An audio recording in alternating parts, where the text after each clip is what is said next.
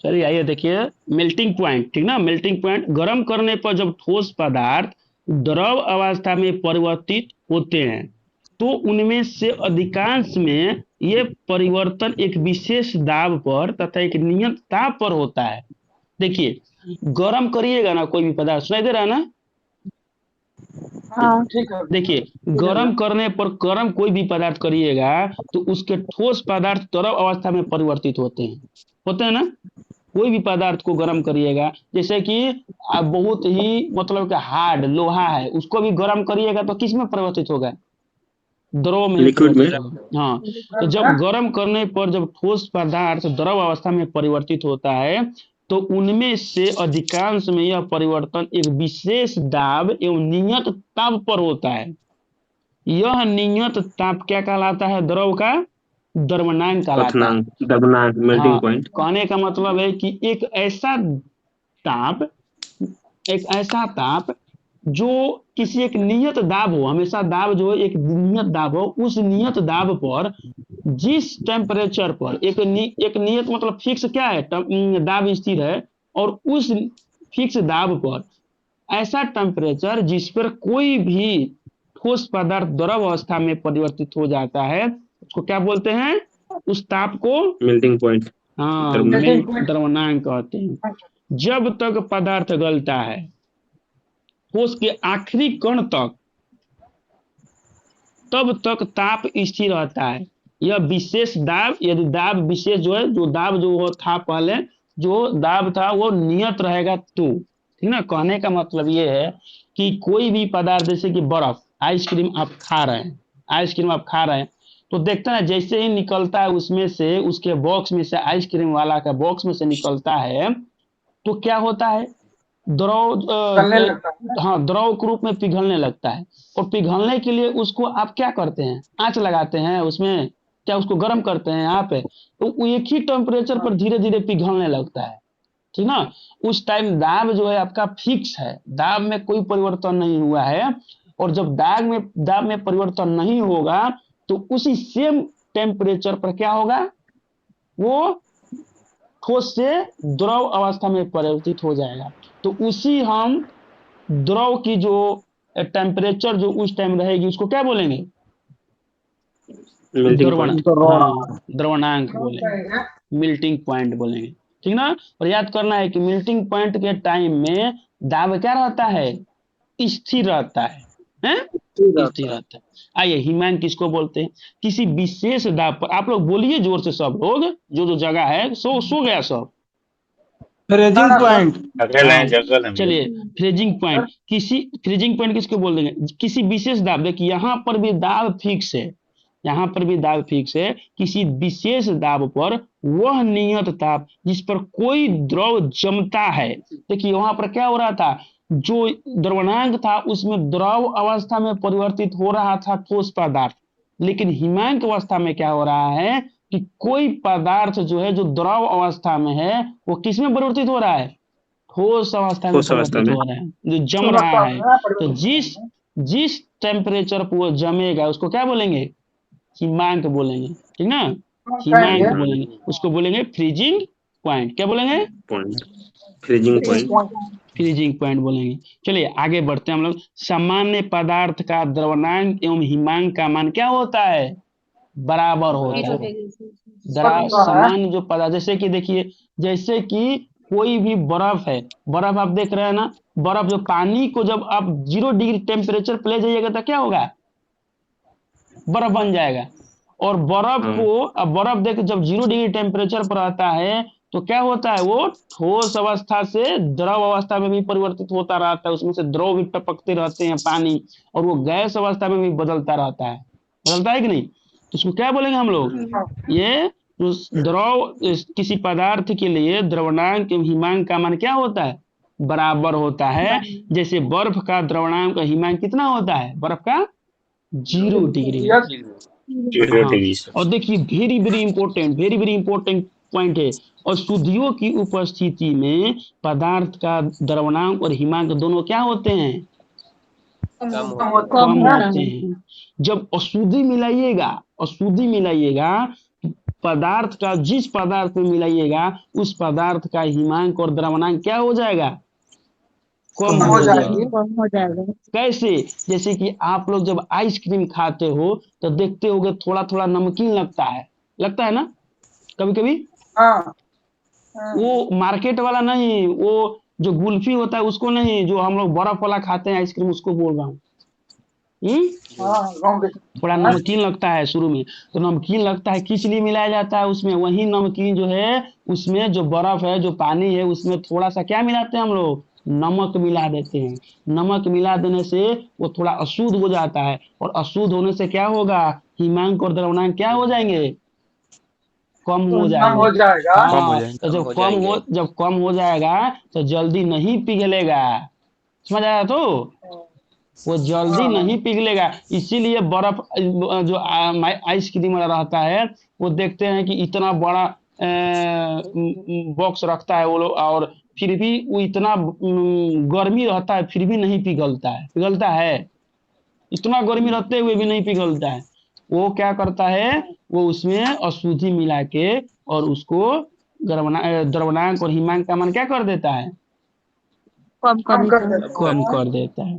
तो याद करना हमेशा कि अशुद्धि मिलाने पर द्रवणांक और हिमांक का क्या इफेक्ट पड़ता है, कम हो कम जाता हो है। जाएगा। कम हो जाता है। और कम हो यहीं जाता पर ध्यान में रखना है कि अशुद्धि मिलाने पर क्वथनांक पर इफेक्ट क्या पड़ता है, क्वथनांक बढ़ जाता है। क्वथनांक बढ़ जाता है, बढ़ जाता है। क्वथनांक बढ़ जाता है। बढ़ बढ़ जाता है। हाँ, और हिमांक और द्रवणांक घट जाता है। घट कम हो जाता जाता है। हाँ, है। अब बोलो सब, आप लोग काहे नहीं बोल रहे हो, सो गए हो क्या?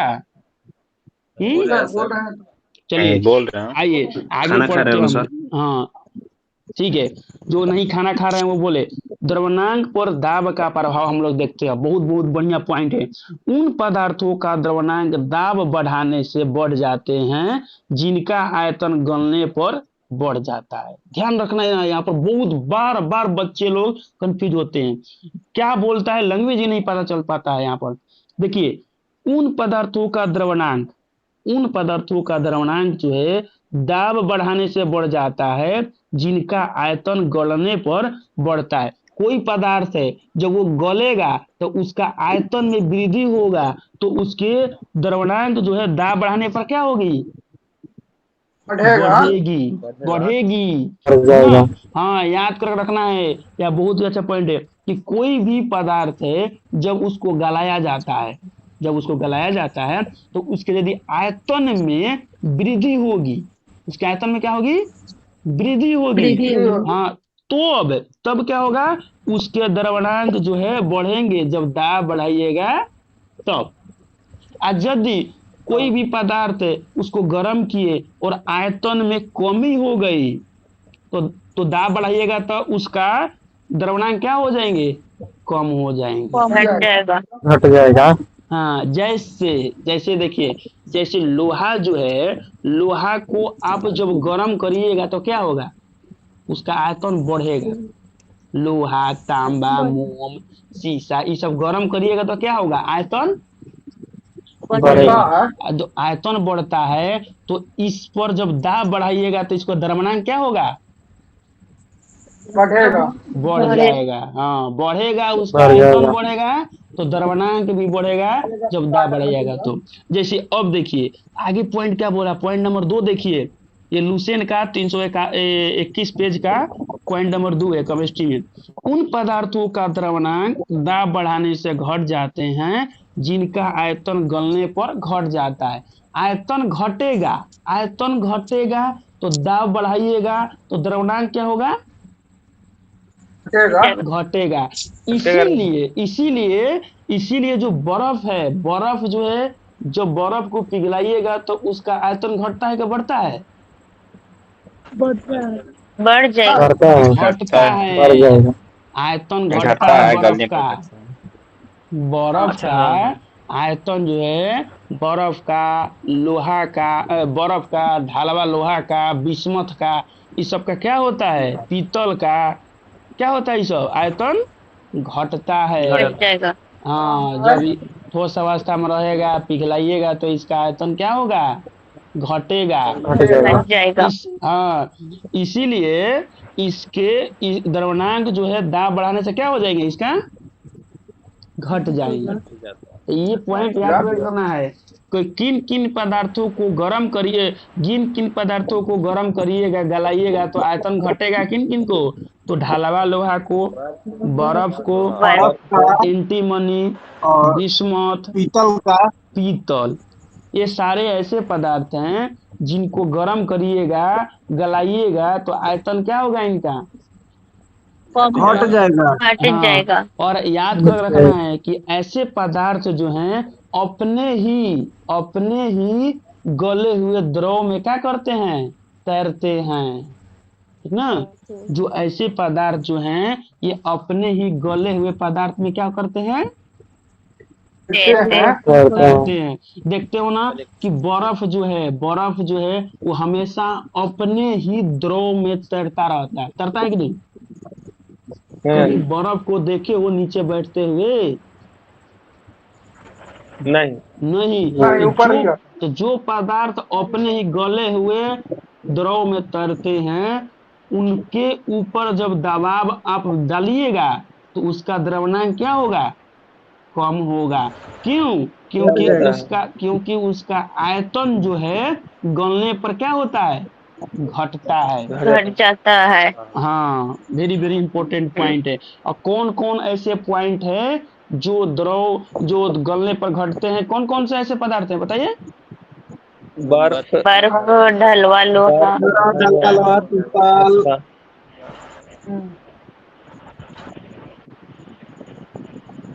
हेलो, सुनाई दे रहा तो? हाँ, दे रहा है। Yes sir. हाँ, क्रिस्टल पदार्थ में ऐसे अधिकांश पदार्थ गलने पर आयतन बढ़ जाते हैं। ऐसे दशा में ठोस अपने ही गले हुए द्रव में डूब जाते हैं। क्या क्या क्रिस्टलीय पदार्थ में से अधिकांश पदार्थ गलने पर आयतन में बढ़ते हैं। जो आयतन में बढ़ेगा वो क्या होगा? अपने ही गले हुए पदार्थ में क्या होगा? डूबा रहेगा। और जो डूब जाएगा। घटेगा, हाँ, जो डूबा रहेगा और जो घटेगा वो क्या होगा? अपने ही द्रव में तैरता रहेगा, ठीक ना। तैरता जैसे कि हुआ रहेगा। आप लोग देखिए, अभी तो डालडा का जमाना खत्म हो गया। डालडा नहीं ना अभी मार्केट में, बहुत कम है। तो जब डालडा में मम्मी खाना बनाती थी तो हम लोग जब जाते थे देखते थे किचन में, तो देखते ना कि कढ़ाई में जब डालडा डाला जाता था तो डालडा जो था वो नीचे बैठा रहता था, ठीक ना, जब तक न पिघल जाए, ठीक ना। समझ में आ रहा? तो वो तेल निकलता रहता था डालडा से पिघल पिघल के, और नीचे वो बैठा रहता था। जैसे घी भी ऐसे ही है। घी को जब गर्म करोगे तो क्या होगा? तेल निकलता रहेगा और घी नीचे बैठा रहेगा। और जबकि बर्फ में क्या होता है? बर्फ में होता है कि बर्फ ऊपर तैरता रहेगा और पिघलता रहेगा अपने ही द्रव में। समझ में आ रहा तो? सर। हाँ, चलिए आगे पढ़ते हैं। देखिए, सांचे में केवल वे पदार्थ ही ढाले जा सकते हैं जो ठोस बनाने पर आयतन में बढ़ते हैं। जब ठोस बनाइएगा तो वो आयतन में बढ़ेगा। कौन कौन पदार्थ है बताइए? ठोस बनाने पर आयतन में बढ़ना चाहिए। ठोस बनाने पर आयतन में बढ़ना चाहिए। ठोस बनाने पर तो वही चीजें जो द्रव बनाने पर आयतन में घट रहा था तो ठोस बनाने पर आयतन में बढ़ेगा ना। कौन कौन है? ढालवा लोहा। देखते हो जो हमारे घर में जो चंपा कल होता है, हैंड पंप होता है, वो अधिकतम ढालवा लोहा आता है ना। हाँ, तो वैसे सांचे सांचे में केवल वही पदार्थ ढाले जा सकते हैं जो ठोस बनने पर आयतन में बढ़ते हैं। और आयतन में कौन कौन बढ़ते हैं? ढालवा लोहा है, बर्फ है, एंटीमनी, बिस्मथ और पीतल, ठीक ना। क्योंकि ये जब पिघलेंगे तो आयतन में क्या होते हैं? ये आयतन में कम ही घटेगा। होता है। हाँ, तो जब ये आयतन में जब पिघलेंगे तो घटेंगे, जब ठोस होंगे तो आयतन में क्या करेंगे? बढ़ेगा। बढ़ेगा। और बढ़ेगा। सांचा धातु किसका बनाया जाता है हमेशा? सांचे में केवल किसको ढाला जा सकता है? सांचा में केवल और केवल उन्हीं पदार्थ का जिनका ठोस होने पर आयतन में क्या होता है? वृद्धि होता है। बढ़ जाता है। हाँ, बढ़ेगा। क्योंकि हाँ, क्योंकि जब वो पूरी तरह से वृद्धि नहीं लेगा तो सांचा का आकार ही नहीं लेगा, छोटा हो जाएगा ना फिर। हम्म, चलिए आगे देखिए। मुद्रण धातु ऐसे पदार्थ के बने होते हैं जो जमने पर आयतन में बढ़ते हैं, ठीक ना।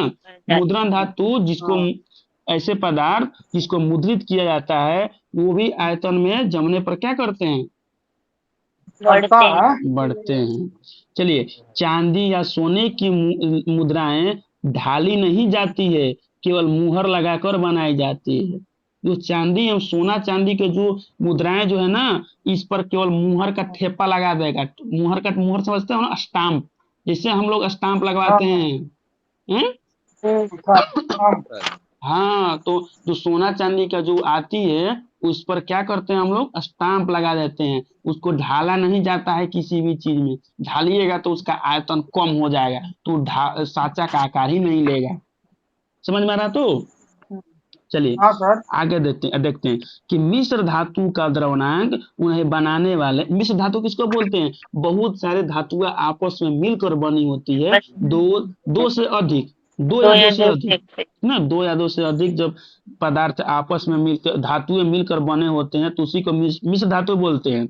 तो मिश्र धातु का द्रवणांक जो है उन्हें बनाने वाले पदार्थ के गलनांक से कम होता है। क्यों कम होता कम। है, क्यों कम होता है, क्योंकि क्योंकि आप वो लोगों ने जो ऊपर, डालने पर पदार्थ का हाँ, घट जाता है। क्योंकि आप लोगों ने ऊपर पढ़ चुके हो कि किसी भी पदार्थ में कोई भी बाहरी पदार्थ उसमें मिलाइएगा तो उसका गलनांक पर क्या इफेक्ट पड़ेगा, घट गलनांक जाएगा। घट घट जाएगा। जाएगा। कम हो हाँ, जाएगा। कोई भी देखिए, कैसे कि दूध है, दूध में कोई भी चीज मिला रहे हैं तो वो अशुद्धि ना हुआ।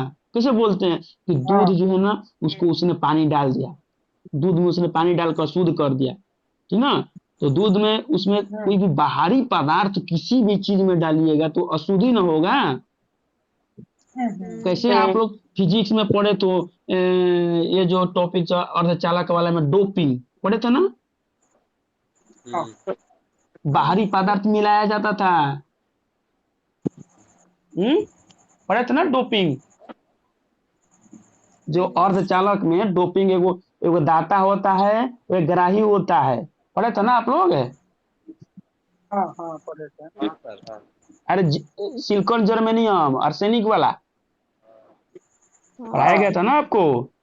तो वही चीजें जब बाहरी पदार्थ कोई भी मिलाइएगा तो डोपिंग होती है, मतलब अशुद्धि होती है। और जब अशुद्धि होगा तो वो चीज क्या होगा, उसका द्रव्यमान क्या होगा, घटेगा।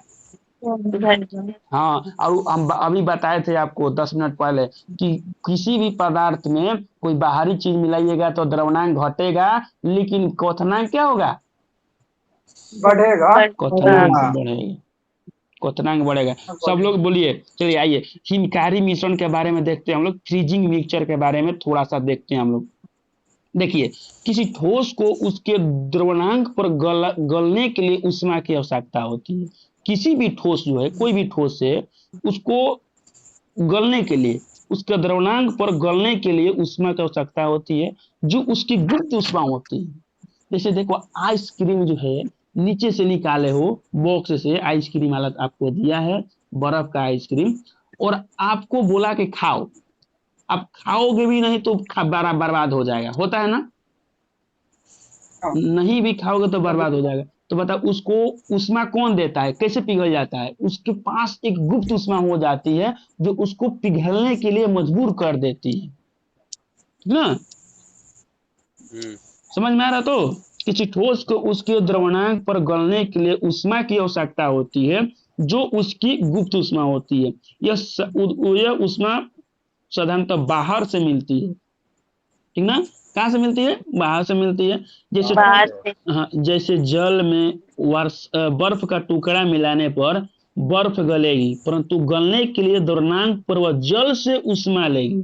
जो जल में बर्फ का टुकड़ा मिलाइएगा, कोई भी जल है उसमें बर्फ का टुकड़ा मिलाइएगा तो बर्फ तो गलेगी, बर्फ गलेगी कि नहीं, है? बर्फ हाँ गलेगी, जिससे जल का तापमान क्या होगा, घटेगा, घटेगा। नहीं लगेगा। और घटेगा, और मिश्रण का ताप क्या होगा, घट जाएगा। घट जाएगा। हाँ, क्योंकि जल, घट जाएगा। क्योंकि जल है, हमेशा हमेशा बर्फ से क्या होगी, कम ही ना ठंडा होगी, तो हाँ ये जो बर्फ जो है इस वो ऊष्मा किससे लिया? जल से लिया।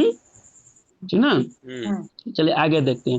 हिमकारी मिश्रण का बनना इसी सिद्धांत पर आधारित है। उदाहरण के लिए घर पर आइसक्रीम जमाने के लिए नमक का एक भाग, घर पर जब आप नमक जमाते हैं, घर पर आप जब बर्फ जमाते हैं तो नमक का एक भाग एवं बर्फ का 3 भाग आपस में मिलाया जाता है। मतलब कि 25% रहेगा नमक, ठीक ना? अब बर्फ कितना रहेगा? 75%। जब ये 75 हाँ, जब ये दोनों को मिला दीजिएगा तो मिश्रण का ताप कितना हो जाएगा? -22 डिग्री टेम्परेचर। -22 degree Celsius. अब देखिए, जो बर्फ था, बर्फ का टेम्परेचर कितना होता है? 0 डिग्री टेम्परेचर, पता है ना? 0। 0 डिग्री। हाँ, और वहीं देखिए, जब जब उसमें आप 25%, मतलब कि एक भाग, 4 भाग का एक भाग उसमें नमक मिला दिए तो उसका जो टेम्परेचर देखिए कितना कम हो गया। इसी को बोलते हैं कौन सा मिश्रण? हिमकारी मिश्रण। हिमकारी हाँ, फ्रीजिंग में। इसीलिए बर्फ में नमक मिलाया जाता है ताकि क्या हो? टेम्परेचर जो हो कम हो जाए, इससे माइनस कम हो। 22 डिग्री 10 टेम्परेचर डिग्री हो जाए। सेल्सियस। इसलिए याद करके रखना है इसको। कौन सा विक्रिया बोलते हैं? कौन सा हिमकारी मिश्रण?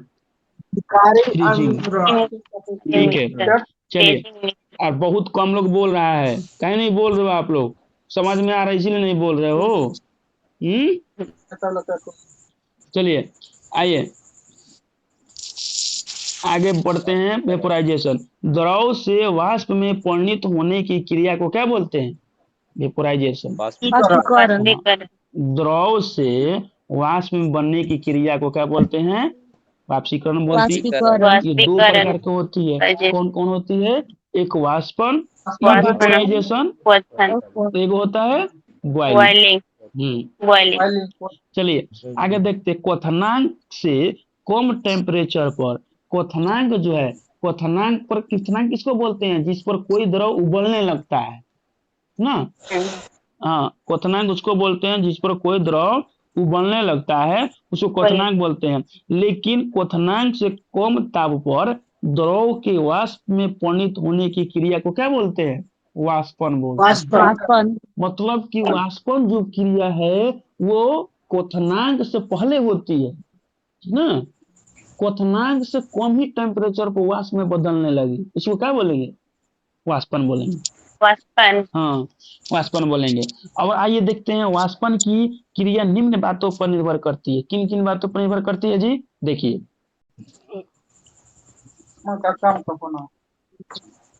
पहला बात है क्वथनांक का कम होना। क्वथनांक जितना कम होगा वाष्पन की क्रिया उतने ही अधिक तेजी से होगी। अधिक हो तेजी से होगी।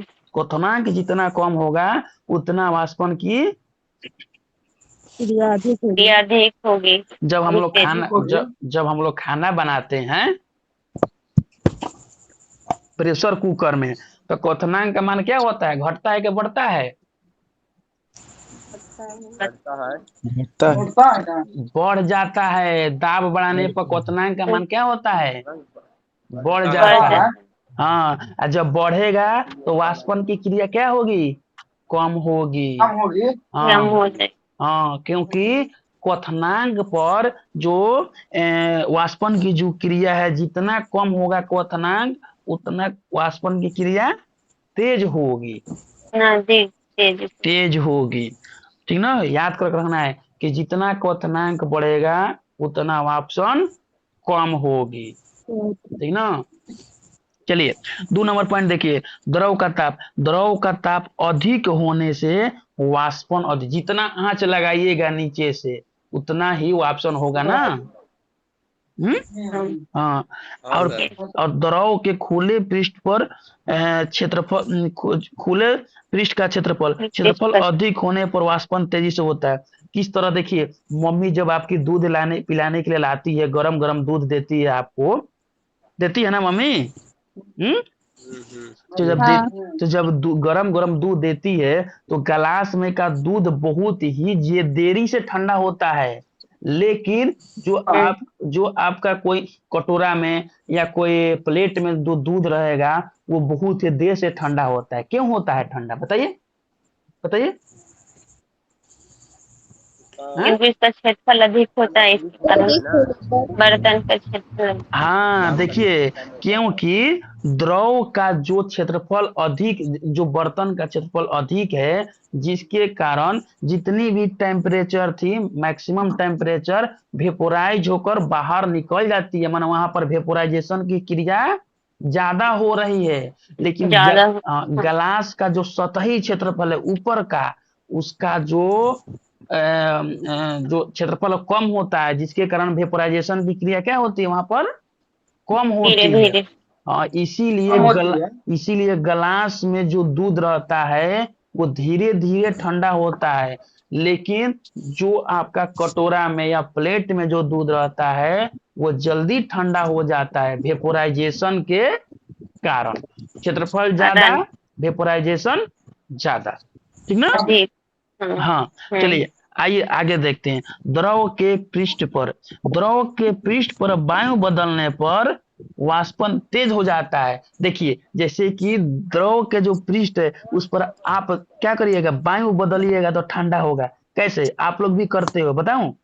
अरे आप लोग बताओ बताओ। अरे जब मुंह जलता है तो कैसे बोलते हो कि फूंक फूंक के पियो, पीते हो ना, है? तो फूंक फूंक के क्यों पीते हो, बताओ? इसीलिए पीते हो कि इसके क्षेत्रफल पर, इसके ऊपरी सतह पर जब हम वायु को बार बार बदलेंगे, चेंज करेंगे, तो वेपोराइजेशन ज्यादा होगा और जो भी इसके अंदर में गर्मी है वो जल्दी वेपोराइजेशन के तहत बाहर निकल जाएगी। वही दिया है फर्स्ट पॉइंट कि द्रव के पृष्ठ पर वायु बदलने पर वाष्पन क्या होगा, तेज होगा। अब समझ में आया, तेज होगा। अब समझ में आया कि द्रव को फूंक फूंक के, दूध को फूंक फूंक कर क्यों पीते हो, बताओ क्यों पीते हो? हम्म कोई नहीं बोल रहा है, बोलो क्यों पीते हो? ठंडा करने के लिए। हाँ, क्यों ठंडा होता है? क्योंकि वहां पर वाष्पन की दर तेज हो जाती है, ठीक ना।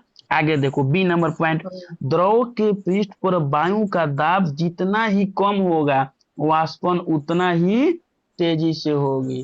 तो आप लोग तो पढ़ ही लिए हो, आप लोग को बताया गया है कि द्रव का दाब बढ़ाने पर क्वथनांक क्या होता है, बढ़ जाता है। और जितना क्वथनांक ज्यादा रहेगा उतना वाष्पन की क्रिया क्या होगी, कम होगी ना।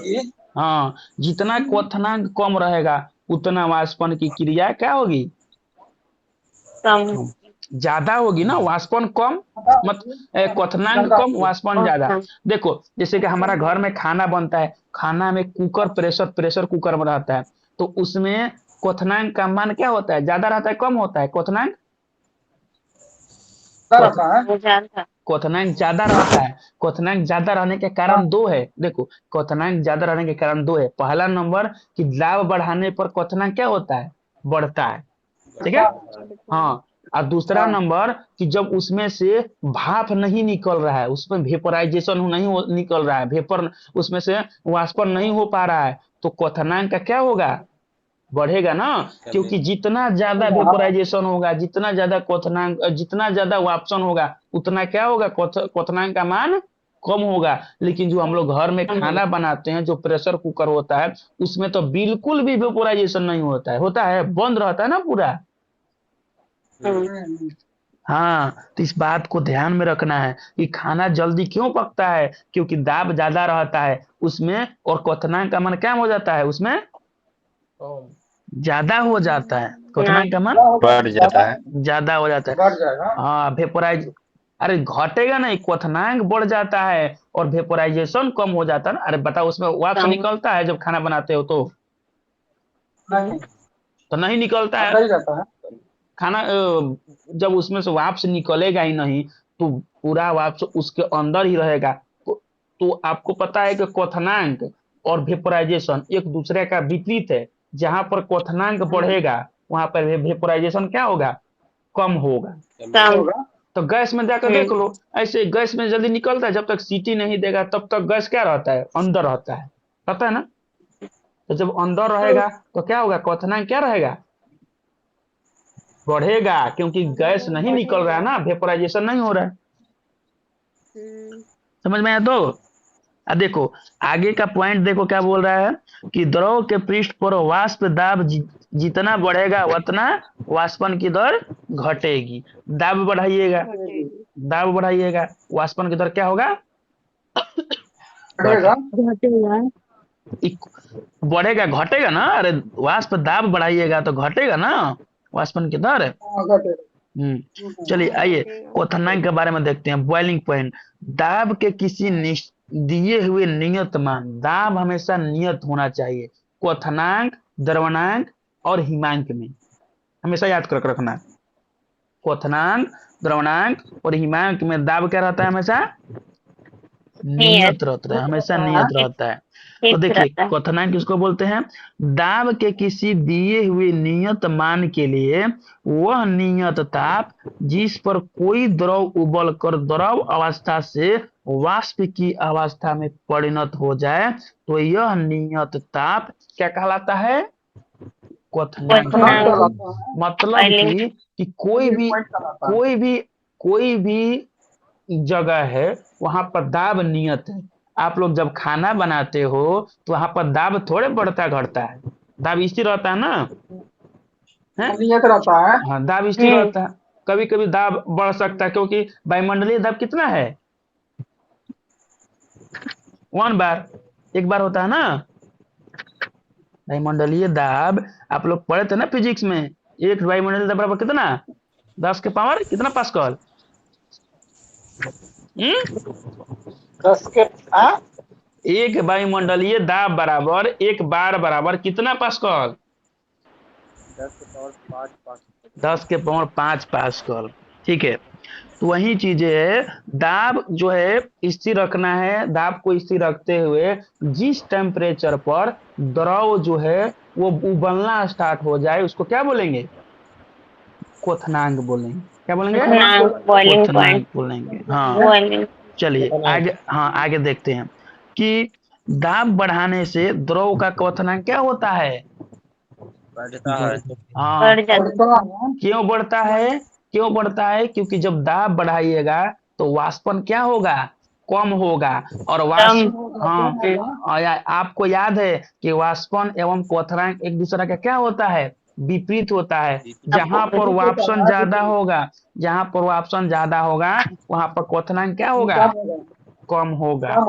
हाँ, प्रेशर कुकर में खाना जल्दी क्यों पकता है, क्योंकि वहां पर क्योंकि उसका क्वथनांक बढ़ जाता है। हाँ, और क्वथनांक बढ़ जाता है और वाष्पन की दर क्या होती है, कम रहती है, घट जाती है। हाँ इसीलिए खाना जल्दी पक जाता है। और घुलनशील अशुद्धियां मिलाने पर घुलनशील अशुद्धियां मिलाने पर द्रव का क्वथनांक क्या होता है, बढ़ जाता है। बढ़ जाता है। और हिमांक क्या होता है, हिमांक घट जाता है। हाँ हिमांक और द्रवणांक घट जाता है। जब कोई भी अशुद्धि मिलाइएगा तो हिमांक और द्रवणांक क्या हो जाएगा, घट जाएगा। लेकिन लेकिन द्रवणांक, लेकिन क्वथनांक क्या होगा, बढ़ जाएगा। क्वथनांक बढ़ जाएगा। तो सारी चीजें याद हो गई कि नहीं हुई, दिमाग में छपा ये वाष्पीकरण वाला टॉपिक थोड़ा सा बताइए ना, ये पे कंफ्यूजन। वाष्पीकरण वाला भाव टॉपिक लगा क्या जी। है, अरे वाष्पीकरण वाला टॉपिक क्या है, भाप बन के उड़ जाना, पानी का भाप बढ़ के उड़ जाना वाष्पीकरण कहलाता है। नहीं देखते नहीं, हो वो तो मतलब, हाँ तो ये वाला कह रहे थे। तो यहाँ पे थोड़ा सा ऊपर देखना, वाष्पीकरण लिखा है ना, ये इसी पेज में दाहिने साइड में, उसके नीचे वाला पॉइंट नहीं समझ में आया। वाष्पीकरण दाहिना पॉइंट में कहाँ पर, कहाँ बोलना जी, वाष्पीकरण, अच्छा आप बोलना चाहते हैं 3 गो पॉइंट जो लिखा है ना, 4 गो पॉइंट, क्वथनांक का कम होना, दोनों द्रव का ताप, रुकिए यही ना वाला विकास, ना। रुकिए उनको बोलने दीजिए, उनको बोलने दीजिए, कहाँ बोलना है जी, बोलिए।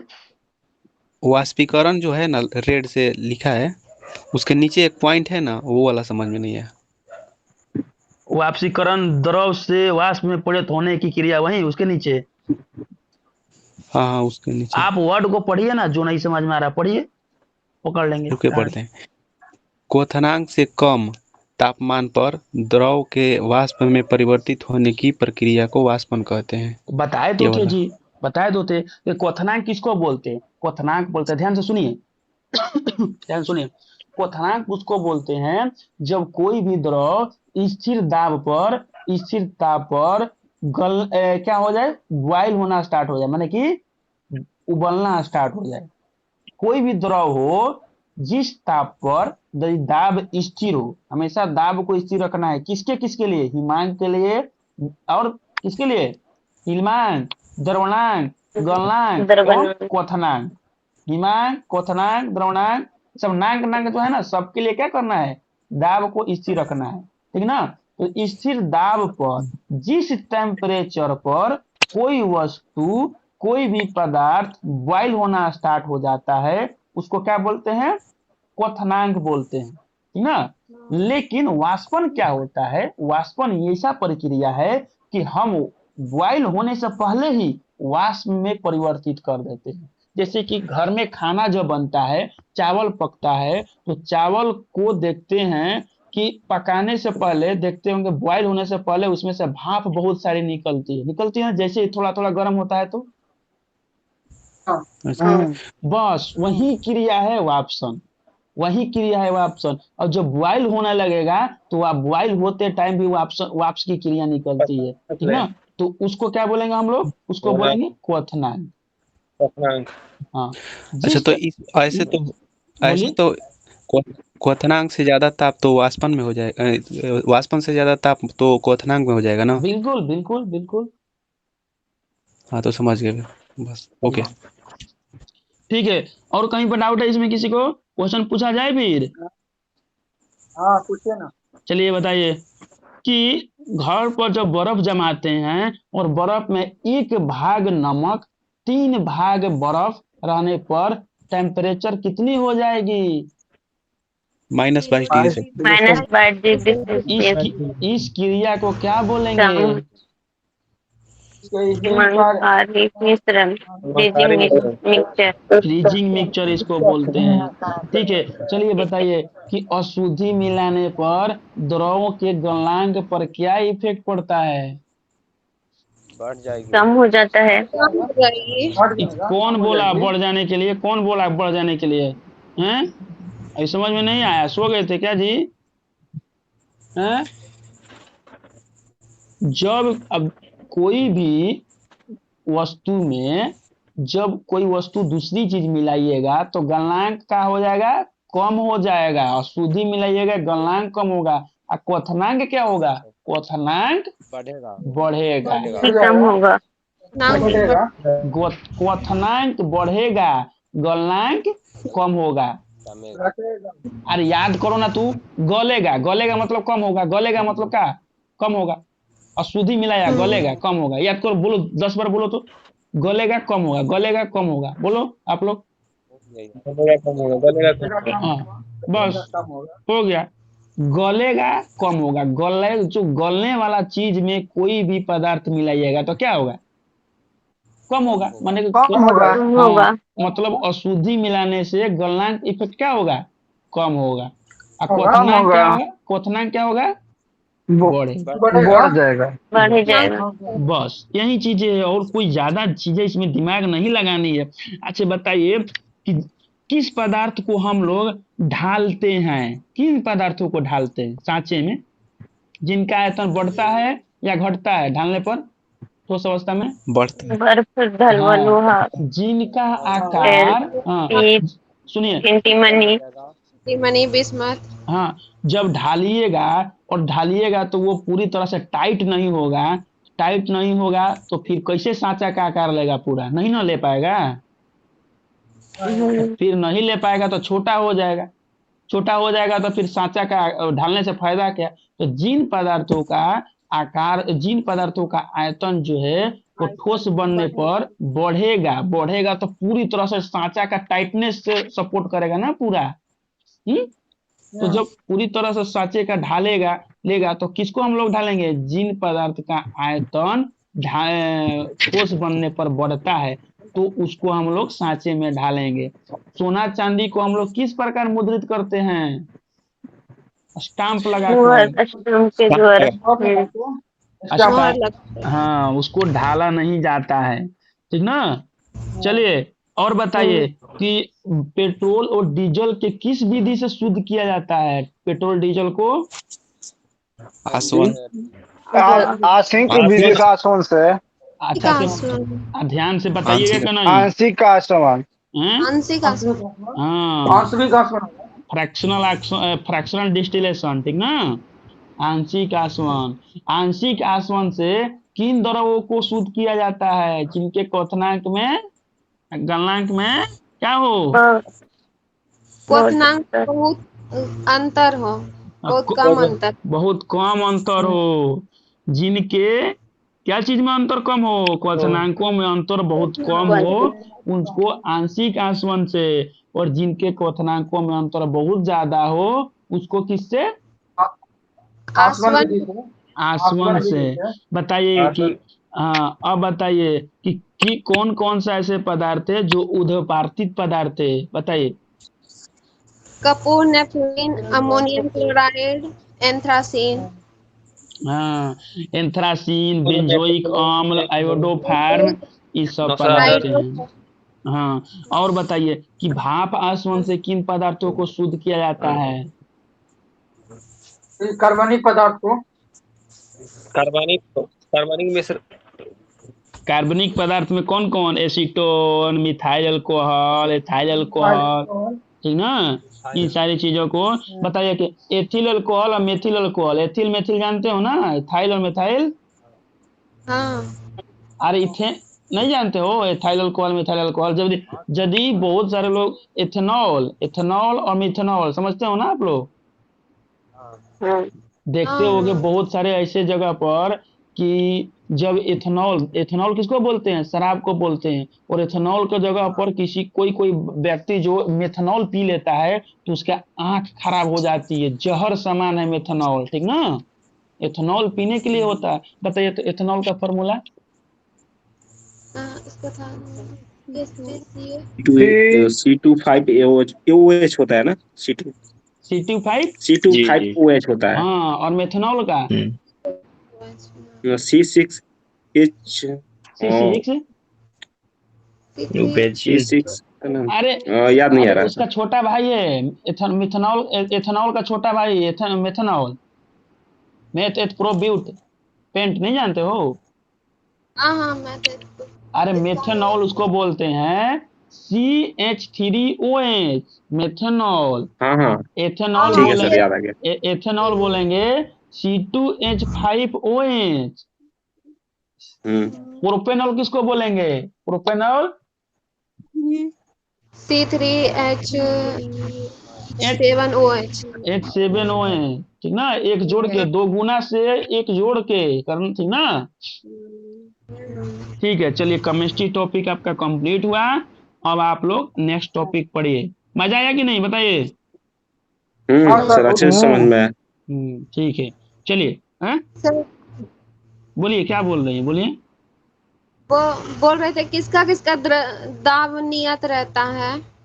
दाब दाब हमेशा जिसके अंत में नाक नाक लगा है, जैसे कि द्रवणांक, क्वथनांक, हिमांक, गलनांक, सबका जब भी इसका टेम्परेचर ज्ञात करिएगा हमेशा एक स्थिर दाब पर ही ज्ञात होता है।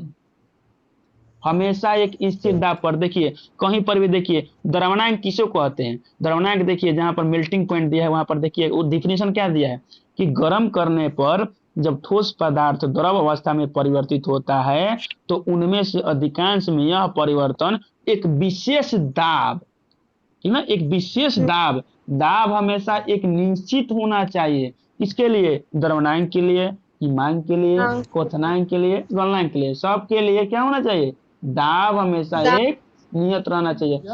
क्योंकि दाब पर ही तो गलनांक, हिमांक, क्वथनांक इफेक्ट पड़ता है। दाब बढ़ाइएगा तो क्या होगा? गलनांक क्या होगा? दाब बढ़ाइएगा तो बढ़ेगा सर। अलग अलग वस्तुएं घटता है, अलग अलग वस्तुओं के लिए अलग अलग ना, जिसका आयतन घटता है उसके लिए घटता है, जिसका आयतन बढ़ता है गलने पर उसके लिए क्या होता है, घटने वाले के लिए घटता है। घटेगा, बढ़ने वाले के लिए बढ़ेगा। लेकिन क्वथनांक का मान हमेशा क्या होता है, दाब बढ़ने पर बढ़ता है, ठीक ना। बढ़ जाता है। हाँ दाब बढ़ने पर क्वथनांक बढ़ जाता है। हाँ ठीक है। और कहीं पर भी कुछ भी डाउट होगा तो आप लोग पूछ सकते हैं, ठीक है। ओके, आप लोग आगे पढ़िए।